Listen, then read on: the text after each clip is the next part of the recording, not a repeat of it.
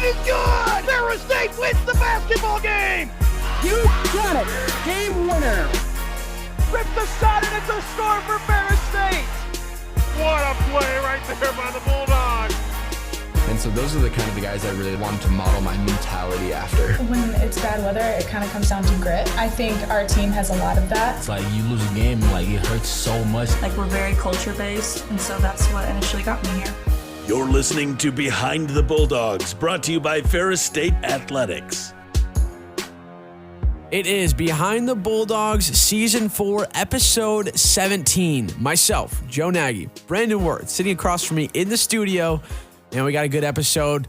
Winter storm of the century is about to be upon us by the time we're recording this. So we're trying to get this down to the wire so we don't get snowed in. We are talking like polar vortex type hype with this storm. I mean, we got locked out of our 2 inches. We got locked out of our building. And so we're obviously taking new measures, as you'll see in our interview here coming up here shortly. The audio sounds a little bit different. It does a little bit different. You probably could figure out that we sound a little different right now. That's because we are with our partner, Big Rapids Radio Network, and we're recording this live. We're in the stew. Yeah, in the big stew. So it's really cool. But we have a great show in store for you here today before the absolute Armageddon of snowfall. Yeah, maybe the 3 inches that we get on the off chance. Yeah, it's going to happen. It's going to happen. But yeah, we do have a very solid show today. Nyah Tyron is coming in today. Yes, over the phone. For the interview, it's going to be a blast. And then we also got a little bit of a preview, everything in between for what's going on. Yeah, it's going to be really fun. So be sure that you subscribe if you miss out on any episodes here over the next couple weeks and beyond. Trust me, next week, you want to tune in. Oh, yeah. Next week's going to be a big one. Biggest. So put that on your calendars right now before you forget. I think we can say it, Joe. Probably the biggest one ever.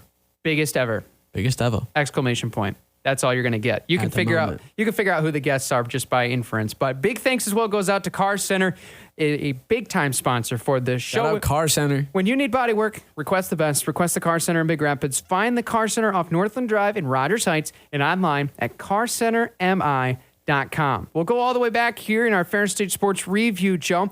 Take it all the way back to a subject of a game that we didn't get to talk about last week. Yeah. We had such a good interview last week with Bob Daniels and Coach Famulak that kind of got pushed to the side. But we get to talk about it today. Right. Ethan Erickson, dog.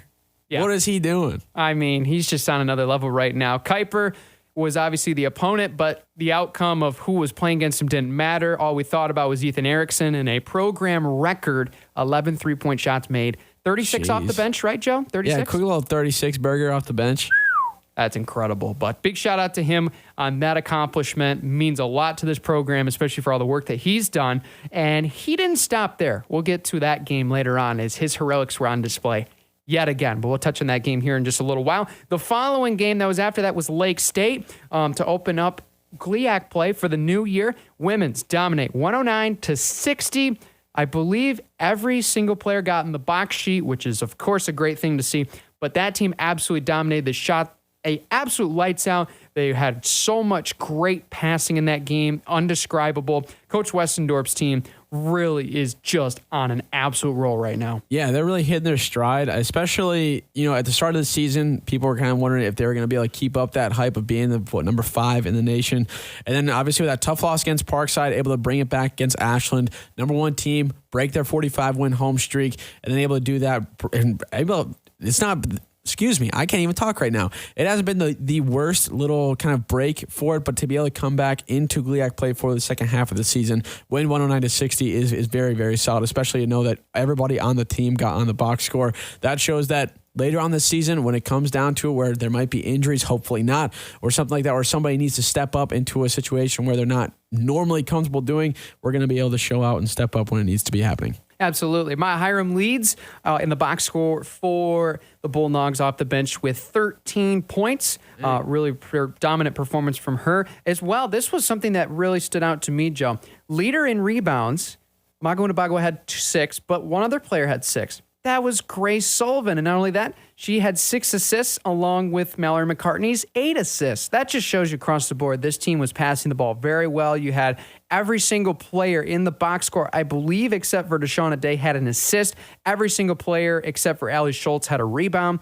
I believe every player except for 2 had a steal. I mean, that's just filling the box score left and right. Really good for the program in of itself. But over to the men's side, a little bit closer of a game. This one was very exciting to watch in front of the benches. 90-86, we come back to beat Lake State. It was a really big comeback. The offense really started to roll in that second half, started creating turnovers on the defensive side as we were down by 11 at halftime. Just a huge second half from that team, and especially great play from number 0, Dolapo Leyinka. Yeah, absolutely. That was huge to see as well. He got, what is 1,000th point? 1,000th point in college career during this game, which is a massive accomplishment in and of itself. But getting 21, was that 21, 9 and 2, 9 assists, two assists, even 2 blocks. So you get pretty much on every single part of the stat sheet. You can call yourself just a pretty solid player for that game. So that was very, very huge. And also you had some pretty solid performance from Ethan Erickson off the bench. Not that 36 bomb, but 10 points to come off the bench is very valuable as well. You also saw 14 from Reese Hazelton, 13 from Ben Davidson, and then 8 and 8 from Den Ring and Jack Ammerman. So pretty solid go about from all around. That's what you want, especially during one of these games where Lake State is a team that doesn't always make the most noise in the GLIAC, but they are a team that is so scary when you go play them. If you look at their final scores for a lot of the teams in the GLIAC, they play so well, especially against us. It seems like every year. Doesn't matter if they're near the bottom of the GLIAC standings, they're always a team that gives us some fits. So to be able to win this game, a hard-fought game, and not only that, lose the first half, but then come back and win the second half in solid fashion, that's something that's going to be really, really, really good to see, and something that you can kind of lean back on with that second half effort, especially for these next parts of the season. Absolutely. And I believe, Joe, we have a return of the GLIAC scoreboard and score report, do we not? Oh, I think we do. All right, hit us with it. I think we do. So, for the men's side, they've been rocking around, and it's been a while. I mean, if you are one of our most valued listeners, you will know that this has been around since the MVSP days, but due to time constraints, we had to toss it back. But anyways, let's get into it, because time restraints anyways. Okay, so Ferris State was taking on Lake State. We know that big-time win. Lake State also had a game against Northern Michigan. This is all happening on last Thursday, so yesterday, by the time we're recording this, Lake State lost to Northern Michigan, another close one, 72-71. Wayne State fell to Davenport 67-60, and Grand Valley won a 5-point win over Saginaw Valley 88-83. Knocking the rust off for this score report, even though it's always the best thing about it. Also going over to women's side, we beat Michigan Tech 66-54. Northern Michigan beat Lake Superior State 76-49. Wayne State beat Davenport 85-81 in OT. That was a pretty solid one. And then Grand Valley State gets the sweep of Saginaw Valley 76-38 victory for the Lakers. There you go. So there's the GLIAC score report, as we'll get into the Thursday games from just yesterday as we're releasing this here in just a minute. But first, hockey splits with Bemidji State, a 4-1 loss on the opening Friday night. Just really didn't have the ability to connect passes offensively. They had a lot of chances, just missed a lot of them, but they turned it around big time on Saturday. 5-3 win over the Beavers in dominant fashion. Their offense looked electric. They were moving the puck around. It was really fun to see, and it's finally good to see the boys get in the win column after what was just a real struggle, despite some really good play overall from Coach Daniels' team. Yeah, it was a tough little skid. 1, 2, 3, 4, 5, 6, 7 game skid before getting that win, especially getting one in regulation against a very good Bemidji State team is something that was very valuable and needed, especially for morale, because we were talking about it before the break happened for Christmas and stuff like that, that we're in a much dire need of just a big second half. And even though you lose first game against Bemidji State, to be able to get back and win, now you're going to be in Minnesota State for this upcoming week. It's going to be a tough one. Minnesota State's a team who's a little bit down on their luck with their coaches leaving and stuff like that, and a majority of their team leaving. But I still think we're going to be able to do some pretty solid deal of damage. We'll talk about that too in the preview about what's going down. Yes, we will at the end of the episode. So be sure you stay around until then. Don't leave us yet. We're still got some good stuff coming as well. Finishing out here in the Ferris State Sports Review, Thursday night GLIAC contest against Michigan Tech. It's a Bulldog sweep, 2 wins. The girls win by 12, 66-54.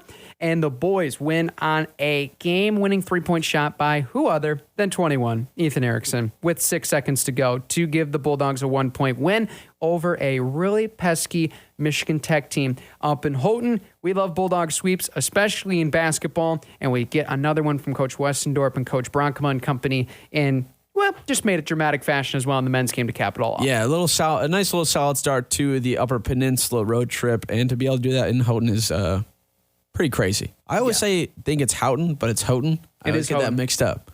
And then I think I say it the right way. And then I think I don't say it. Either way, Houghton, great job. 69-68, big time plays from Ethan Erickson. Got some good games coming up as well. Yeah, super cool to see a pair of dubs, especially from this team, both moving their way up into the GLIAC standings now, which both teams, I believe, came into this weekend. I believe like 3rd and 4th overall, which is crazy because we're both top 12 teams in the nation. Yeah, wild to think about that. Crazy. But one second, let me try to pull up these standings, let you know what's going on. Oh, that'd be Northern cool. Michigan is top for the men's. They are 5-0 in conference. We are 3-1 at second. We are also tied at second with Parkside and Grand Valley State. Saginaw Valley and Michigan Tech bring up after that. Lake Superior State, Purdue Northwest, Davenport, Wayne State, all 1-3 or 1-4 in the conference. So, all right, so there you go. so that's for men's. Do you want women's? Yes, of course. All right, one second. Let me, hopefully our Wi-Fi can make it so that way I don't have to wait around a long time. Okay, now hopping into women's. Grand Valley State sits alone at the top 4-0 in conference. Northern Michigan is 4-1. They are second. We are sitting third, tied with Parkside, 3-1 in conference.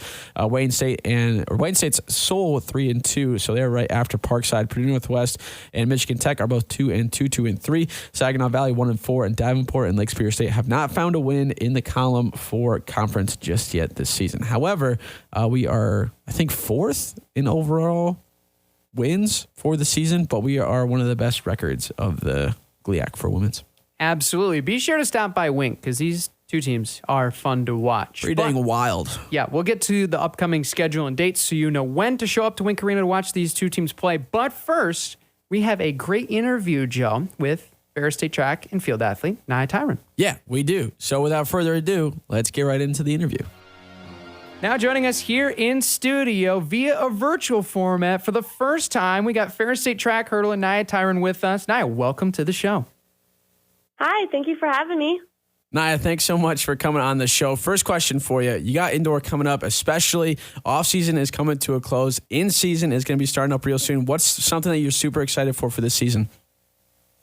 I think for this season, after coming back from a double Achilles surgery, I just think just staying healthy and trying to get down in my PRs, I think that's going to be the biggest goal for this season. Absolutely. And as you just mentioned, you've obviously had a lot of battles with injuries over the last spring, especially I noticed when we went to meets, which kudos to you for going through that. I know a lot of our team had injuries. Just talk about that process of rehab and especially working back to get back into shape here for this upcoming indoor season. So, I had both my surgeries this summer, and after a week of just recovery, I could be able to walk. But after my last surgery, it wasn't exactly like that. So it took a long time getting into the process of running again. So just going through rehab of just stretching and heat, ice baths and everything, I just think getting to that full potential is just going to be amazing. And yeah, I'm just really looking forward to that because I still haven't come to it yet. So I'm still looking forward to it. Yeah, absolutely. We're looking forward to it too because that would be really great, especially getting fully healthy. What are some things, especially during the recovery process, outside of rehab and kind of working that out that helped you get through the process of getting back to 100%? Definitely rest. I feel like not giving 100% all the time isn't always the best mindset. Even having those days of just 50% or just walking, that just really helped me recover the best. Yeah, for sure. And that's a really unique perspective, of course, because I'm sure everybody thinks going 100% all the time, your max effort, but sometimes doing that, especially on a recovery day, can be very impactful. So that's very good just to hear that insight from a fellow athlete at the collegiate level. I'm sure there's a lot of people want to hear that. But taking a step back with you, of course, you were a prep star at Mason County Central, a school that me and Joe are both familiar with in our time competing in high school. Just talk about the process of your time at Mason County Central competing in multiple different sports and what landed you to go to track and especially originally to Central, but then now obviously here at Ferris State. Yeah, I just think... to be honest, I wasn't really good at my other sports, and I always stood out in track and hurdles especially. So I always wanted to have that dream of going to college and running, and with Central, or going to Central, Mason County Central, getting the 2 state championships and really having my coach there helping me push for the bigger opportunity of going to Central. that was one of my main goals. But coming here to Ferris now, I'm very glad with my choice because it's just a more healthier, friendlier environment. What drew you to go to Central right out of college in the first? Honestly, I think it was just the dream of going D1 and just being like out of a small school, just going to D1. That was just a huge opportunity and such a big deal. So I think that kind of portrayed my decisions into going there. But after switching to Ferris, I'm so much happier here, and it's just such a better choice. For sure. And obviously this spring and this winter is a really unique opportunity for our program, obviously with new head coach Justin Jackson, or I should say assistant head coach, but more of a track specific coach for you, the hurdlers, the sprinters, and the jumpers. Just talk about the interaction you've had with him and starting to learn new things from him, as well as applying that with the things you learned from Coach Kelsch as well. Oh, Coach Jackson is amazing. He's such a friendly person. He relates to us so much because he ran track at Nova Southeastern in Florida. So he knows what we're going through. He knows our mindset. He knows the setbacks because he was injured as well. And just working with him has helped so much. I've gained a lot of knowledge from him, actually. And, yeah, he's just an amazing coach overall and a great person. And what's it like now, especially going into indoor? A lot of the venues are the same. You go to a lot of the same places. What's that like when you kind of have to, it's kind of like differentiating from each week, but you're also going to the same place. Is there kind of a challenge when you get ready week to week that you know you're going to the same place, or is it just kind of business as usual? You treat it as any other regular track meet? I just kind of treat it like as any other track meet. Most of the complexes are kind of the same, except the different lengths of the track. So, yeah, to me personally, I don't really see a difference when I go place to place. For sure. Now kind of going back a little ways to more of outside of the competing. Going into the meet, obviously, a lot of people like to prep differently, treat it like a business trip, like to hype themselves up on the bus. Others very casual, want to stay relaxed. What's kind of your niche as far as pre-meet, as far as warm-up, obviously getting on the bus ride, and just that whole meet day kind of atmosphere for you? So on the bus, I usually sit with my best friends and we just talk and laugh and all that stuff. But then when we get to the meet, we really take it seriously. We hype each other up and we warm up together. We listen to music. We just kind of do that stuff. And then once it gets really close to the race, we just each go to ourselves, focus on the race, picture it, and then we just go perform it. And then one question I had too was, especially in track and field, it's kind of different from a lot of it's different from a lot of the sports, mainly because you have such different aspects of it with throwers. You have the sprinters, you have the distance, you have so many kind of, I wouldn't say niches, but you have so many different groups in a sport and on the team. What's that like trying to kind of interact with other people on the team that aren't in that type of group that you're in with the hurdlers when you have to, or when you go to try to interact with the distance runners or the throwers? What's that like kind of on a team basis? For our team, I find it so easy because we just all get along so well. Like all the throwers will always interact with the sprinters, and the sprinters will always interact with the long distance people. And like, from my other experiences, that was always such the hard part. But here at Ferris, it's just so easy because everyone is just so nice and everyone just gets along so well. That's awesome. Yeah, for sure. And especially with running in general, competing in track and field, there's a lot of superstition. And not only that, superstition with pre-meet food. What's the go-to for you as far as even the morning of the race or the night before? Is there something you got to have every time in preparation for the meet? So for preparation of the meet, in the mornings, I just usually eat eggs or like carbs. The night before is a carb-heavy dinner. And yeah, and then in the mornings, a little bit of carbs, more protein, a lot of fruit to keep the natural sugars up. And yeah, just more of like keeping a light meal throughout the day. What's in the cheat meal whenever you get a chance to kind of let loose with the meals? What's in the cheat meal? A cheat meal? Yeah. Oh, probably like a steak. Oh, yes. That's a great pick. I would pick the exact same thing, Nyah. That's a great choice. Especially when going back to music a little bit, there's a lot of different kinds of hype music when it comes to track and field. I feel like what's kind of your niche genre or favorite artist even that you like to go to every time? 100% George Strait. That's country. I would listen to him every day. Wow. I would say the same. George Strait is my favorite. You are talking to the number one George Strait fan in Joe that I have ever met, Nyah. This is incredible. I'm gonna say, what was the stats on your Spotify rap for George Strait? Was it pretty up there? Oh, yeah. He was like my second. Yeah, that's big time. That's crazy. Big time. All right, here we go. Nyah, you first. What's the number one George Strait song on your playlist? Oh, oh, wait, no, not Good Time. That's Alan Jackson. Oh, I'd have to look. There's so many. Let me look real quick. There are I was so gonna say many. mine's got to be "Stars on the Water" by George Strait. That's Okay, probably that's a that good one one. just gets you in a good mood. Here for a Good Time. Oh, The classic. okay. That's a good one. Both very good choices. Wow, who would have thought about that? That's crazy. So, no, that's very cool. And especially kind of now, I kind of asked this already kind of at the start, but getting in the mood now to go into, the in-season and especially indoors, what's the biggest difference between outdoors and indoors for you? I know obviously with kind of being indoors is the biggest difference, but is there any kind of difference when you get ready for competing as well as in the moment when you're, in the race? Is there any big difference between the two?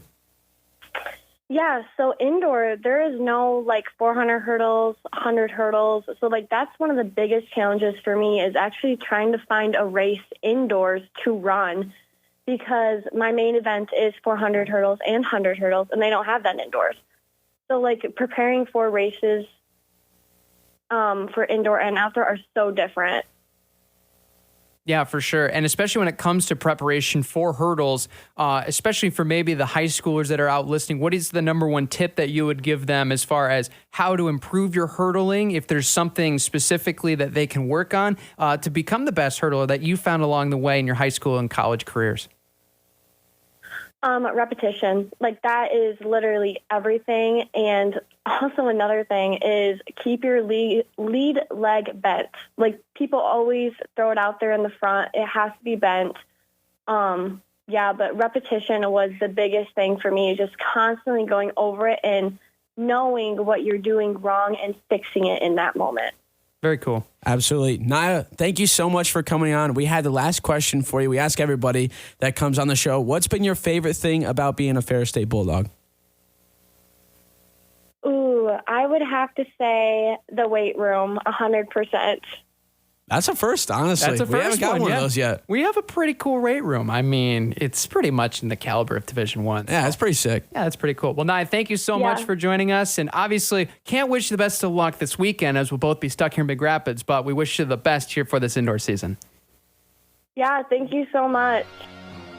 Big thanks to Nyah for stopping by and chatting with us. But before you go, we'll give you the Ferris State Sports Slate here, Joe, rapid fire style. Yeah, this one's going fast, so lock in. Friday, today, the day that we're actually recording this, the 12th of January, men's ice hockey is going to be in Minnesota, Minnesota State, Mankato, 8:07 puck drop. You can tune in live on Flow Hockey. Saturday, indoor track and field at the GAVSU Bob Eubanks Open. That's going to be going on first. Women's basketball is going to be at Northern Michigan, 1 o'clock tip-off. Men's basketball, right after that one concludes, 3 o'clock tip-off. Yeah, give or take a few minutes, probably. Men's ice hockey is going to close off the doubleheader in Minnesota State, 7:07 puck drop. Be there, be square.